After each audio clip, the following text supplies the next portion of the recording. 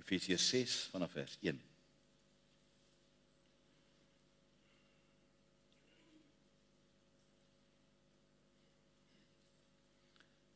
Ek lees vir ons voor. Hy sê, kinders, julle moet julle ouers gehoorsaam wees in die Here, want dit is reg. Eer jou vader en jou moeder. Dit is die eerste gebod met 'n belofte, sodat dit met jou goed mag gaan en jy lank mag lewe op die aarde. En vaders, moenie julle kinders vertoorn nie, maar voed hulle op in die tug en vermaning van die Here. En daar is soveel wat net in hierdie gedeelte geskryf is, waar mens eintlik op 'n hele reeks van boodskappe kan bring. En mag ons let op hierdie woord.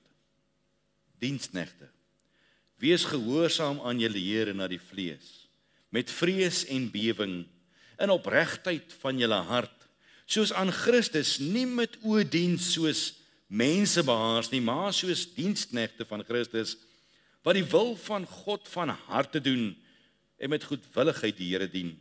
En nie mense nie, maar omdat julle weet, dat elkeen vir die goeie wat hy doen, loon van die Here sal ontvang, of hy 'n slaaf is, of 'n vryman.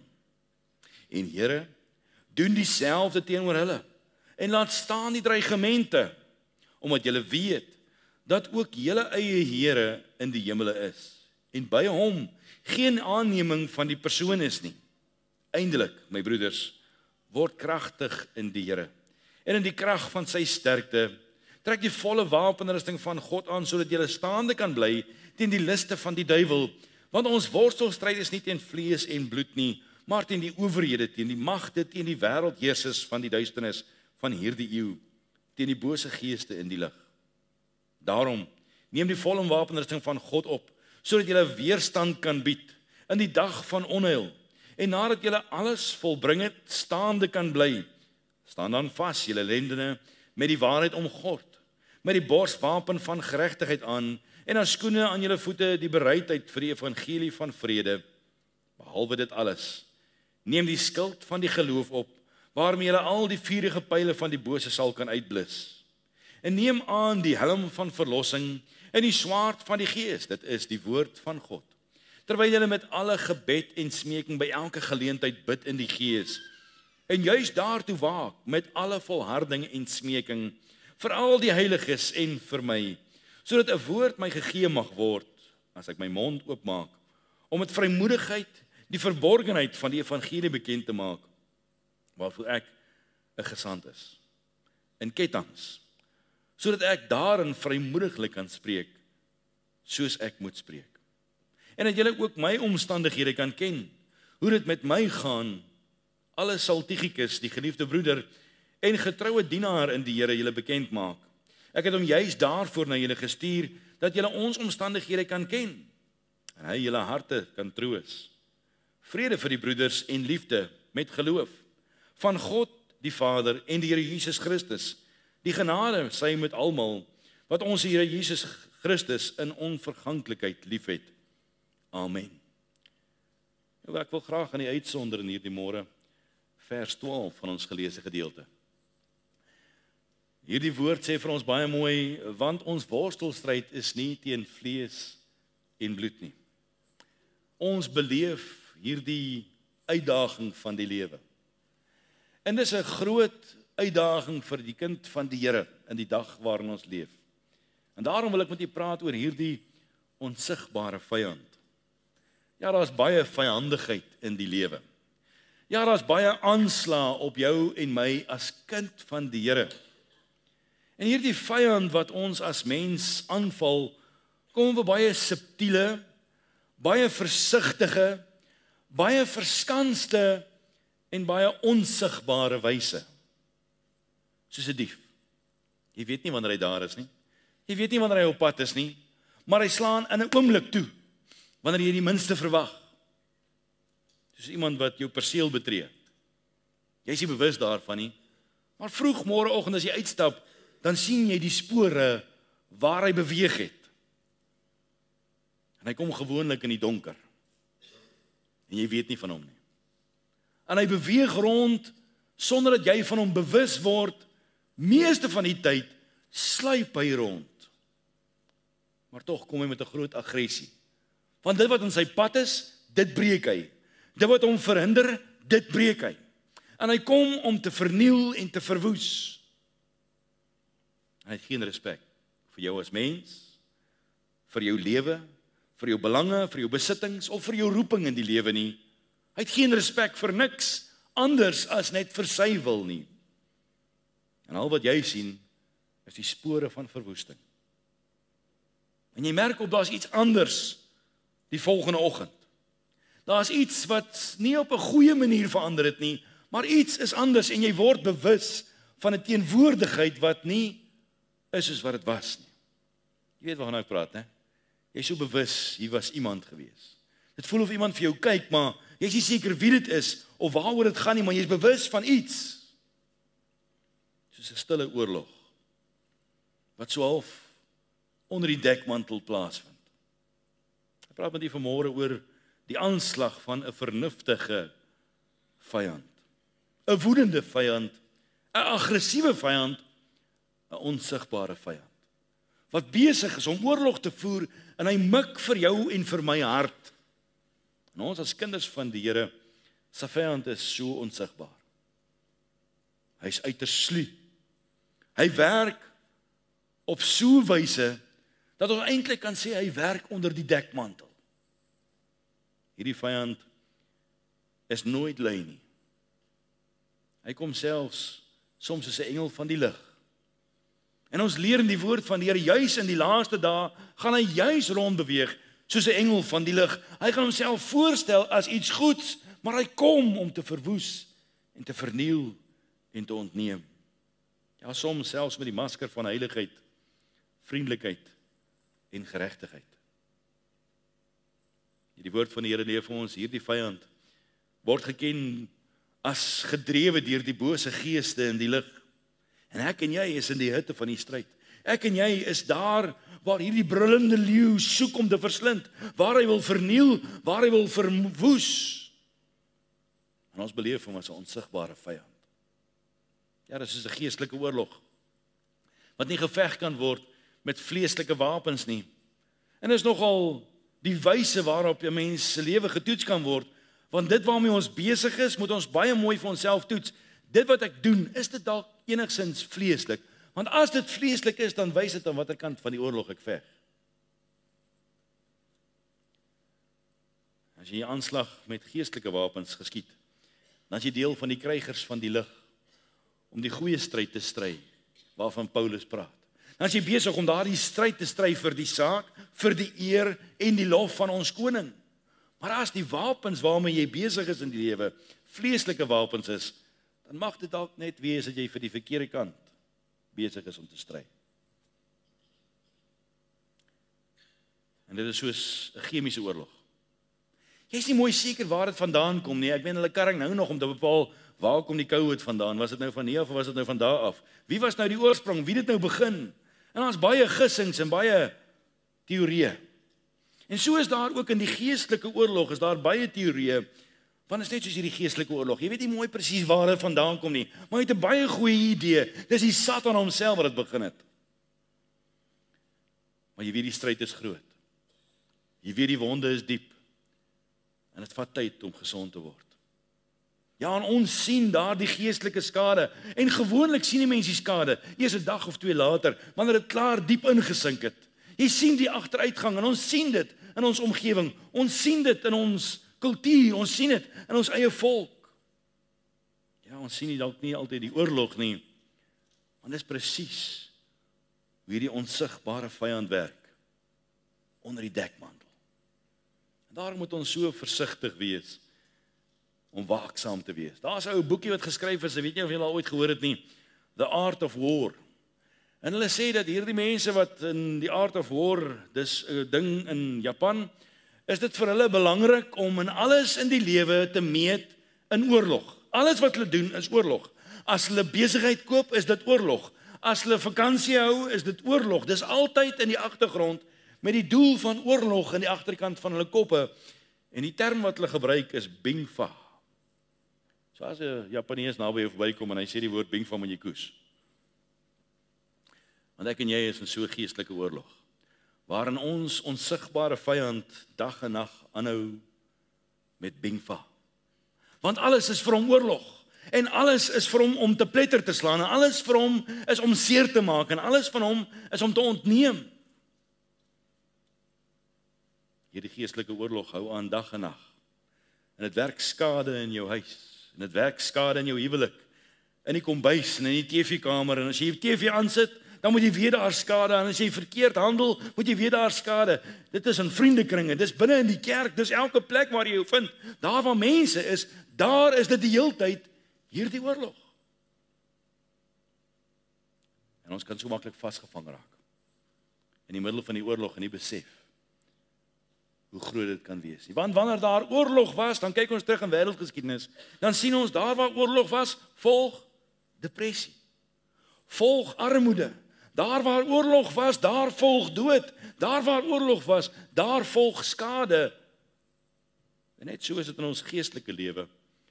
Wanneer hierdie onsigbare vyand op jou en my harte mik, dan mik hy sodat daar geestelike depressie sal wees. Dan mik hy dat daar hierdie geestelike doodsheid sal wees. Dan mik hy dat daar die geestelike hardheid daar sal wees, dat daar skade sal wees. Want hierdie onsigbare vyand kom om te verwoes. Soms is dit 'n stille oorlog. Soms sien jy hom van ver af kom. En daarom moet ek en jy so ingestel wees aan ons vriendekring, aan ons huise, aan ons binnekring, aan ons menswees, aan ons karakter, aan ons kultuur. Want dit is die heeltyd 'n oorlog vir die vyand.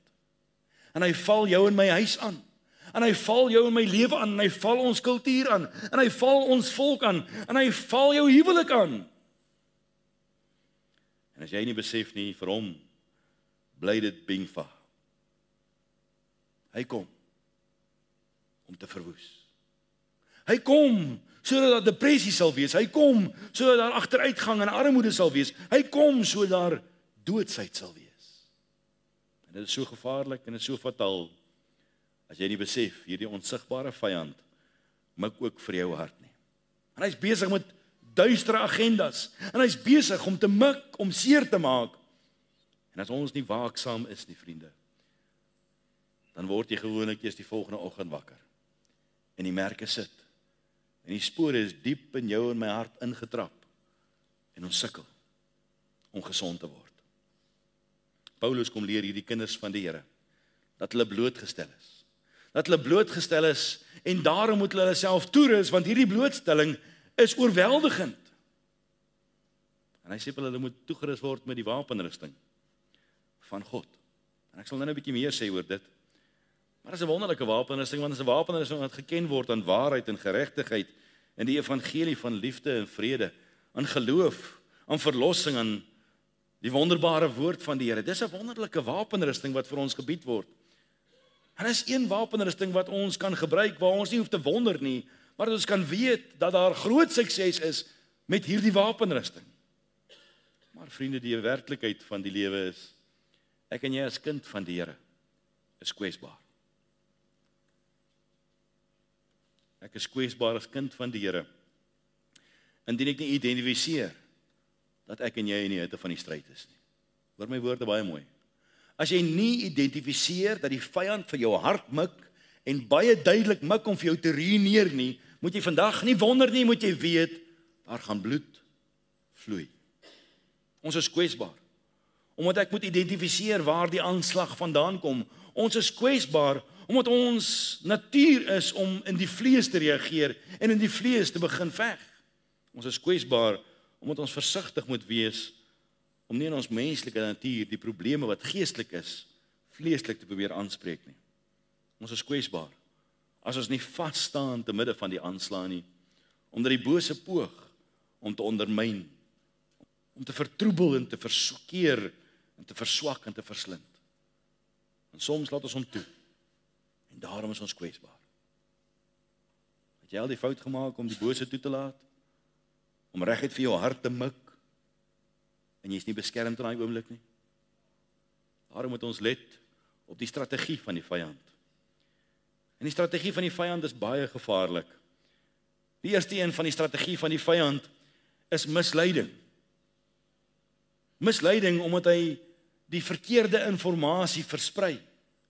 Hy werk op so 'n manier om opsetlik te fokus, om die verkeerde inligting deur te gee, want hy weet dat as jy verkeerde gedagtes in jou kop posvat, dan staan hy terug en hy kyk en hy loer vir jou en hy sien wat gaan jy maak met daardie gedagtes wat vir jou gegee is, en hy mislei jou met 'n valse waarheid, maar daardie waarheid word so gou soos môre, word dit jou waarheid.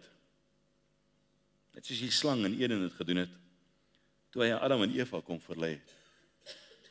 So naby aan die waarheid, so naby aan die Here, maar so ver weg verwyderd van God se wil. Omdat hulle net so bietjie mislei was, is dit regtig wat die woord van die Here sê. Die tweede een wat belangrik is van die strategie van die vyand is, hy bring versoekings. Die brose gebruik 'n mens se swakheid, jou sondige natuur, om ons te kom versoek, om jou uit te lok, om sonde te pleeg, om sonde toe te laat. Hy kom met versoekings, en die doel van versoekings is altyd om struikeling te bring, is altyd om jou tot sonde te laat, is altyd om jou vrymoedigheid te ontneem, sodat jy nie reg is om met God 'n pad te kan loop nie, dat jy nie reg is om vrymoediglik tot God toe te nader nie. Matteus 4 vers 1 tot 11 wys vir ons, hy het Jesus nie eens oorgesien nie, wat is die kans dat jou en my gaan oorsien? Die derde een van sy strategieë is aantuigings. Hierdie onsigbare vyand word genoem die aanklaer, sê die woord van die Here. Hy hou aan tydig en ontydig om mense aan te kla en mense te veroordeel. En hy bring mense by daardie plek waar hulle net onwaardig voel om vergifnis te kan ontvang, onwaardig voel om die pad te kan loop. En hy wil mense met allerlei aantuigings wil hy ook kom aankla oor wie jy is en wat jy doen en hoekom jy dit doen. Hy poog om te verhinder dat ek en jy by 'n plek sal kom om vergifnis en herlewing te kan soek. Openbaring 12 vers 10 sê vir ons so baie mooi, toe hoor ek 'n groot stem uit die hemel sê, nou het die heil en die krag en die koningskap die eiendom van ons God geword en die mag van sy Christus, want die aanklaer van ons broeders is neergewerp. Hy wat hulle aanklaag voor ons God, dag en nag. Dis sy modus operandi. Dis hoe hy funksioneer om mense een vir een aan te kla oor hoe sleg jy is, hoe vuil jy is, jy is nie dit waardig nie. Die volgende strategie van die vyand is hy bring verdeeldheid. Hierdie onsigbare vyand se spesialiteit is om verdeeldheid te bring, juis onder die kinders van die Here. Juis onder die wat lief is vir mekaar, juis binne in jou huis, juis binne in jou huwelik, juis binne in jou gesin, juis binne in die kerk, juis daar waar die heerlikheid en die heiligheid van God moet wees, juis daar. Waarom? Sodat dit wat heilig is, so bespotting moet word.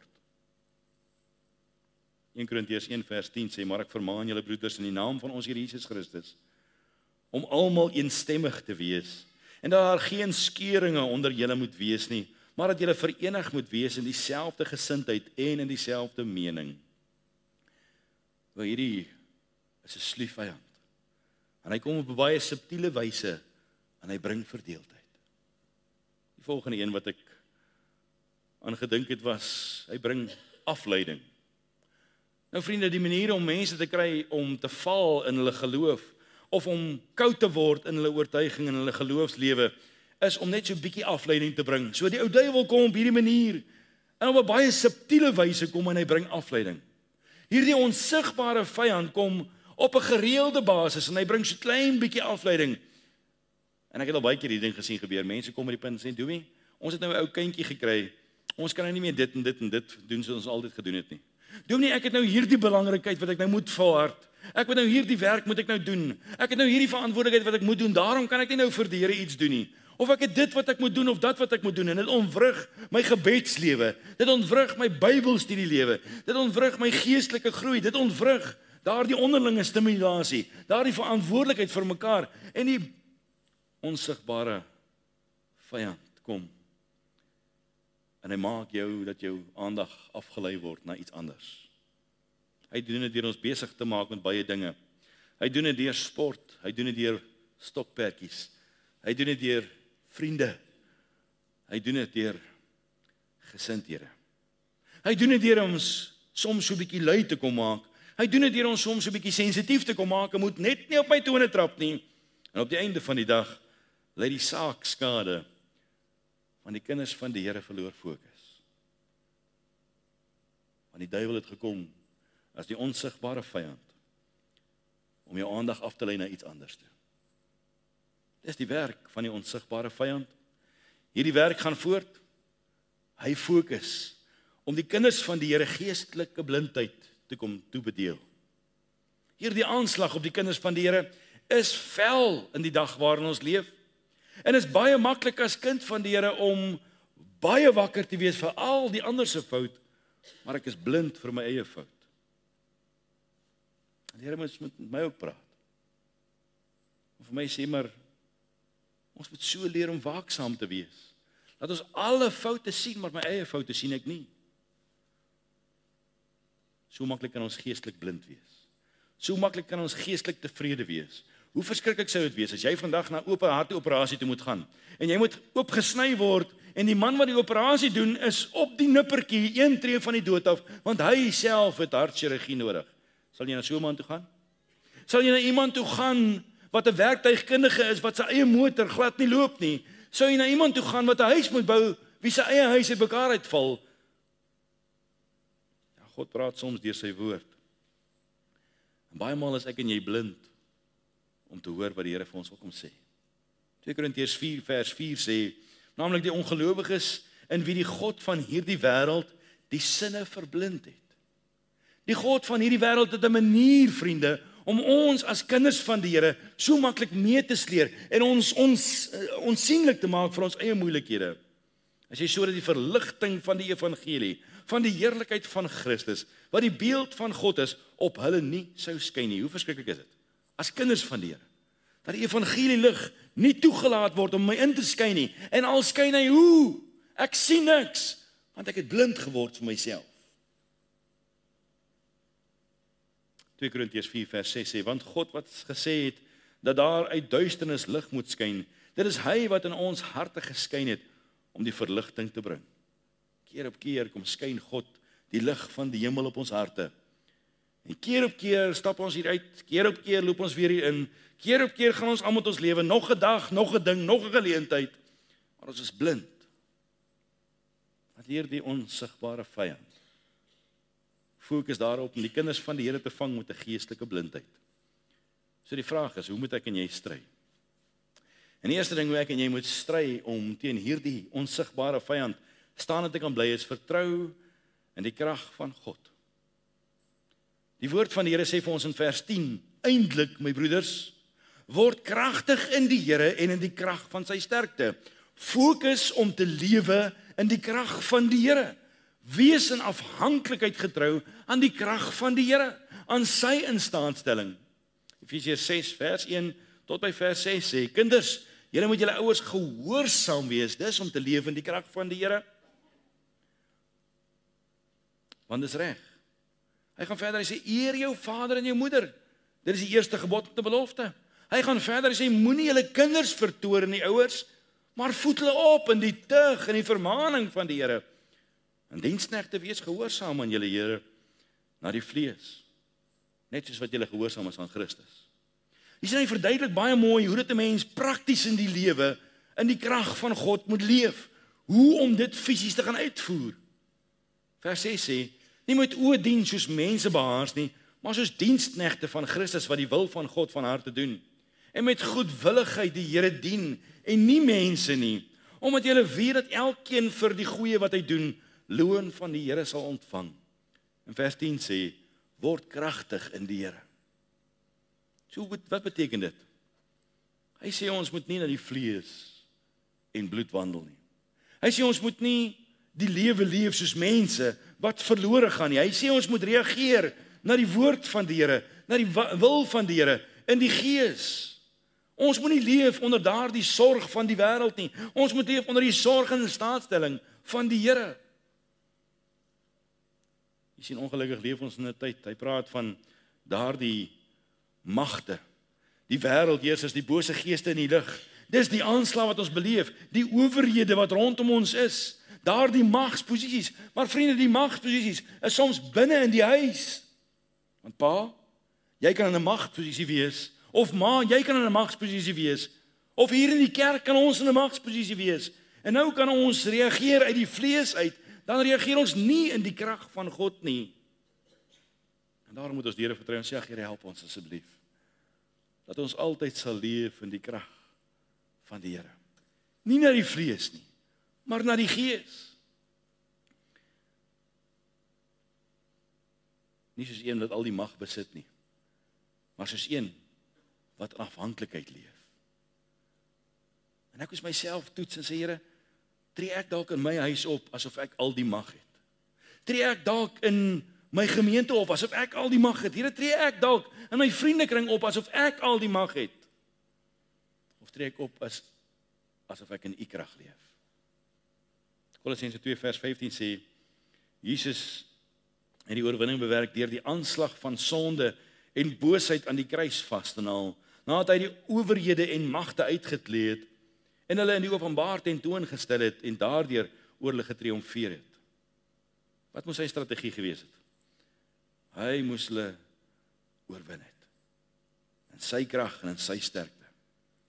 Ons word opdrag gegee as kinders van die Here om sterk te wees in die Here en nie voorsiening te maak vir die vlees nie, om sterk te wees in die Here en nie deur ons eie pogings te probeer om sterk te wees in die Here en nie op te vertrou op ons eie vermoëns nie, maar op God alleen.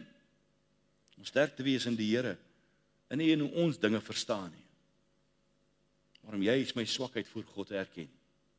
Ons moet sterk wees in die Here sodat ons in sy krag die oorwinning kan hê. Dan is dit nie meer my oorwinning, maar is sy oorwinning en hy is die oorwinnaar. Sy krag het nog nie een keer verloor nie. Sy mag en sy heerskappy het nog nie een enkele oomblik gefaal nie. Hy is vernuftig. Hy het die toets van tyd gedeurstaan. Vir ewigheid lank het hy nog nie een enkele keer die onderspit gedelf nie. Hy gee krag vir elke een van die wat sê, Jesaja, wat op hom wag, met 'n wonderlike waarborg. Daar sal oorwinning wees. Vir elkeen wat op die Here wag, vir elkeen wat hom toelaat, vir elkeen wat in sy krag wil voortgaan, sal die krag van God beleef, sal die oorwinning beleef. Maar jy kan nie die krag van God beleef as jy in die vlees reageer nie. 1 Johannes 4 vers 4 sê, julle is uit God, my kinders, en het hulle oorwin, omdat hy wat in julle is groter is as hy wat in die wêreld is. Ek en jy kan oorwin. Ons kan oorwin as ons in die krag van God vorentoe gaan. Dat is 'n moeilike ding, omdat die gees stry teen die vlees en die vlees teen die gees. Die tweede een is, wat belangrik is vir jou en vir my, is om onsself te onderwerp aan die Here en die bose te weerstaan. Jakobus 4 vers 7 sê, onderwerp julle dan aan God, weerstaan die duiwel, en hy sal van julle wegvlug. Jy sien, om myself te onderwerp aan die Here beteken, dis nogal 'n komplekse gedagte. Om myself te onderwerp aan die Here beteken ek onderwerp my denke, ek onderwerp my dade, ek onderwerp my kultuur, my verlede, en ek onderwerp my hopelike uitkoms eendag voor die Here. En ek is tevrede met wat God se uitkoms vir my is vir my goed genoeg. En as ek dit nie gaan doen nie, gaan die omstandighede vir my oorweldigend wees.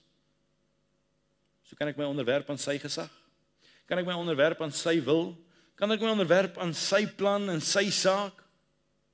Want as ek my nie kan onderwerp aan die Here nie, vriende, dan sê die woord van die Here baie eenvoudig vir my, dan kan ek nie die bose weerstaan nie. Dan kan ek nie hierdie onsigbare vyand weerstaan nie, want ek moet my eers onderwerp aan die Here voor ek die vyand kan oorwin. Want dit is baie keer op my swakste oomblik wanneer ek na hom toe moet vlug. Die volgende een wat ek moet doen is om bekleed te word met die wapenrusting van God. Daardie wapenrusting waarmee God die hemel verlaat het en mens geword het, vlees geword het. Daardie wapenrusting waarmee hy bekleed was, toe hy as die God van die heelal na die skepping toe kom wat hy geskep het, en homself kom toevertrou het aan die kroon van sy skepping, om hom te soog en te versorg. Daardie wapenrusting waarmee hy vir 33 jaar nie een enkele sonde gepleeg het nie, daardie wapenrusting waarmee hy die kruis en die dood oorwin het, die doderyk deurstaan het, daardie wapenrusting waarmee hy opgevaar het na die hemel, en in ewigheid nog nie een enkele keer, nog nooit 'n nederlaag gelei het nie, en hy bied vir jou en vir my daardie wapenrusting. Daardie wapenrusting waarmee Dawid bekleed kon word om 'n reus te kon oorwin. Daardie wapenrusting waarmee Abraham daardie toets kon deurstaan om sy hele toekoms te kom opoffer voor die Here, maar hy kon dit doen want God het hom toegerus. Daardie wapenrusting waarmee Paulus kon toereën onder klippe en kon opstaan en sê, so sê die Here. O vriende, om te weet waarmee iemand bekleed is, kyk jy nou hoe iemand lyk. As jy in die kerk wil kyk, wie is die kerkraad, hoe weet jy? Dis die ouens met die rooi das aan. As jy by 'n hospitaal wil kom en jy wil weer mag kom en jy wil weet wie is die soldate aan, kyk jy vir die met die uniform aan. Wanneer die wêreld na jou en my kyk, is ons bekleed met die wapenrusting wat sê, dis 'n oorwinnaar. Of is ons dalk nog bekleed met die vlees? Is ons dalk nog bekleed met dit wat nie waarde het nie? Dan verstaan 'n mens waarom daar baie keer soveel nederlae is. Dan verstaan 'n mens waarom ons baie maal so sukkel. En waarom ons die Here moet vertrou en sê, Here, help ons. Die volgende wat belangrik is, om hierdie onsigbare vyand te kan weerstaan is, om jou volle vertroue ware ewige oorwinnaar. Ja, hy het letterlik gekom, en 'n streep in die grond getrek vir die bose homself, en gesê, jy sit jou voete nie oor nie. En niks en niemand sal naby daardie lyn kom nie, want God het so gesê. Hy is die oorwinnaar, onomwonde. Daar's geen kompetisie vir hom nie. Daar's geen een wat naby hom kan kom nie. Hy is die verpletteraar van die een wat die mekaar wil krap. Hy is die een wat kom vermorsel, die een wat wil vermorsel. Hy is die een wat kom verneder, die een wat wil verneder. Lukas 22 vers 31 en 32 sê vir ons dit baie mooi. Hy sê, en die Here sê, Simon, Simon, kyk, die Satan het vurig begeer om julle soos koring te sif, maar ek het vir jou gebid, dat jou geloof nie ophou nie, en as jy eendag bekeerd is, moet jy jou broeders versterk. Let op na hierdie oorwinnaar. As hierdie man, Simon Petrus, sy volle vertroue in hierdie man sit, in hierdie oorwinnaar sit, dan gee jy vir hom hierdie versterking. Ek het vir jou gebid. Ek het nie vir jou gebid dat die storm sal wegraak nie. Ek het nie vir jou gebid dat daar niks met jou sal gebeur nie. Nee, ek het vir jou gebid dat te midde van dit alles jy gaan staande bly. Dat te midde van dit alles jou geloof nie sal ophou nie. Wat 'n wonderlike voorreg.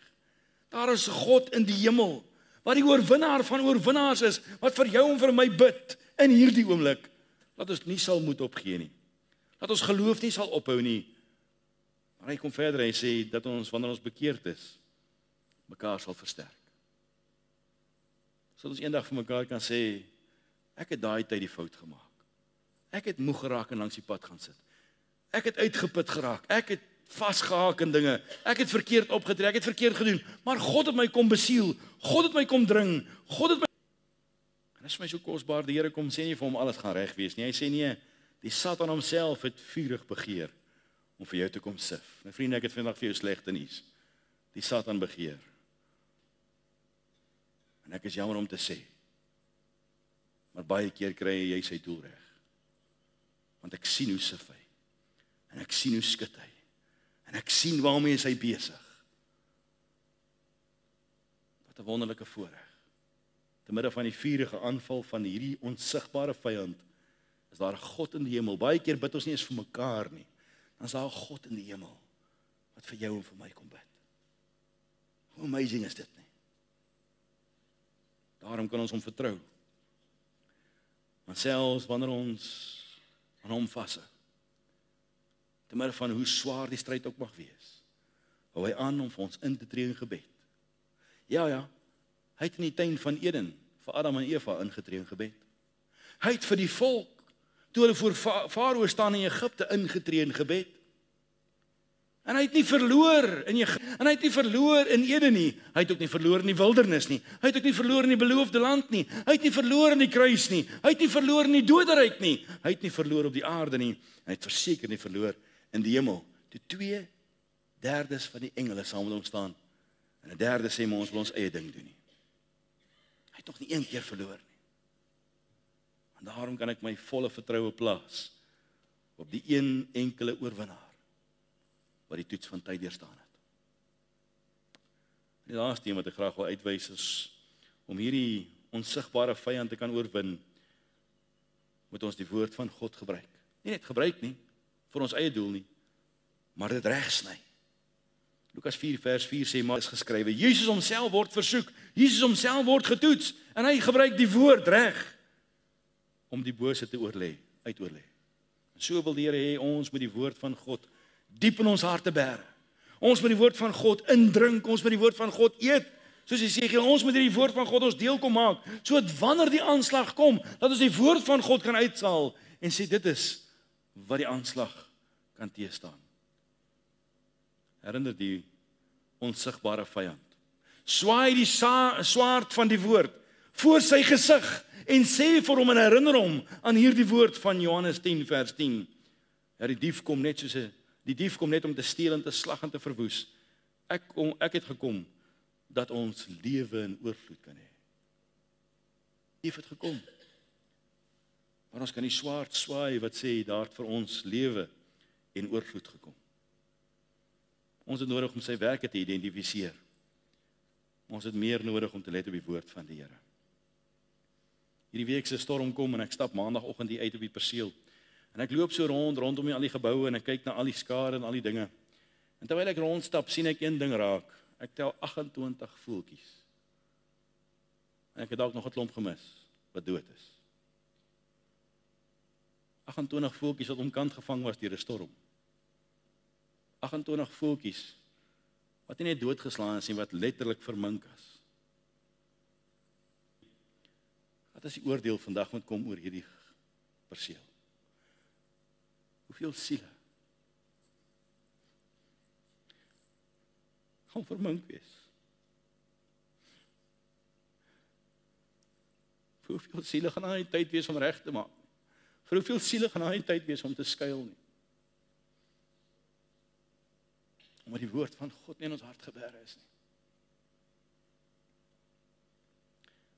Ons kan hierdie onsigbare vyand herinner aan die woord van Romeine 8:37 wat sê, maar in al hierdie dinge is ons meer as oorwinnaars deur hom wat ons eerste lief gehad het. Maak nie saak wat gebeur nie. Ek is nie oorwinnaar oor iets wat ek gedoen het nie, ek is oorwinnaar omdat hy my eerste lief gehad het. Sagaria 4 vers 6 sê, toe antwoord hy en sê vir my, dit is die woord van die Here aan Serubabel, naamlik, nie deur krag of deur geweld nie, maar deur my gees, sê die Here van die leerskare. Ons het die Here van die leerskare aan ons kant, en ons kan hierdie swaard van die woord, kan ons voor hierdie vyand kan ons rondswaai, en vir hom herinner daaraan sê, nie deur my krag of my geweld nie, maar deur die gees van God alleen, is jy reeds oorwonne. In Korintiërs 15 vers 57 sê, maar God sy dank, wat ons die oorwinning gee. Ek het nie nodig om 'n vinger te roer nie. God gee die oorwinning. Johannes 16 vers 33 sê, dit het ek vir julle gesê, dat julle in my vrede kan hê. In die wêreld sal julle verdrukking hê, maar hou goeie moed. Ek het die wêreld reeds oorwin. Ek kan die swaard van die woord optel en hom voor sy gesig rondswaai en sê, die swaard is die swaard wat die wêreld reeds oorwin het. In Korintiërs 10 vers 13 sê, geen versoeking het julle aangegryp behalwe 'n menslike nie, maar God is getrou, wat nie sal toelaat dat julle bo julle kragte versoek word nie, maar hy sal saam met die versoeking ook die uitkoms gee. Hy bied altyd 'n uitkoms. En nooit sal daar nie 'n uitkoms wees nie. Adam het 'n uitkoms gehad, hy kon weer geoffer het na die Here, hy kon restituisie gedoen het voor die Here. Noag het 'n uitkoms gehad, God het vir hom gesê, bou 'n ark. Abraham het 'n uitkoms gehad, God het vir hom gesê, hier's vir jou 'n offer. Moses het 'n uitkoms gehad, God het vir hom 'n pad gemaak deur die Rooi See. God gee altyd 'n uitkoms. Openbaring 12 vers 11 sê, en hulle het hom oorwin deur die bloed van die lam, en deur die woord van hulle getuienis, en hulle het tot die dood toe hulle lewe nie lief gehad nie. Hoor hierdie wonderlike uitkoms, 3 uitkomste wat in hierdie vers gegee word, om hierdie vyand te kan oorwin.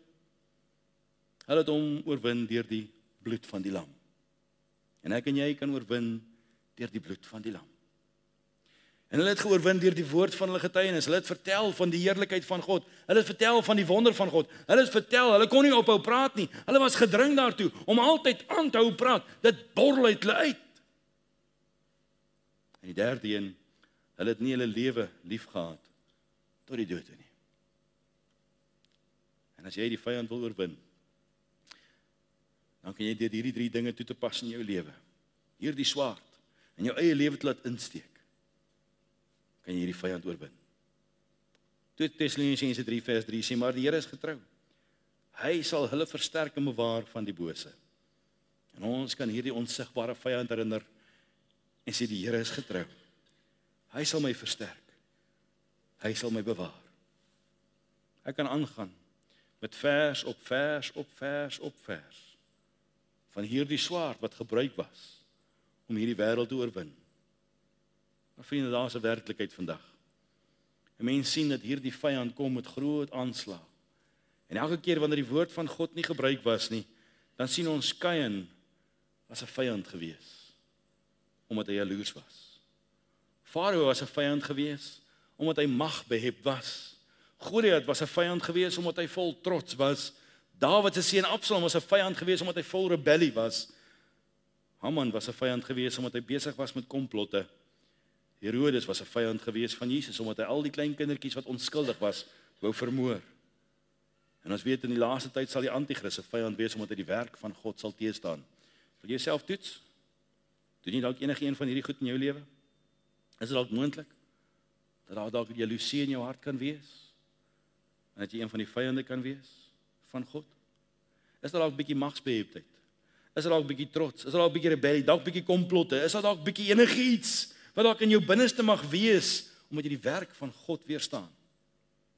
Inneem nie, want hierdie volke het God se beloofde land kom besoedel en is tot vandag toe nog besoedel.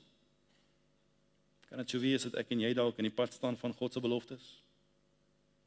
Ja, daar's geestelike vyande. Daar's vleeslike vyande.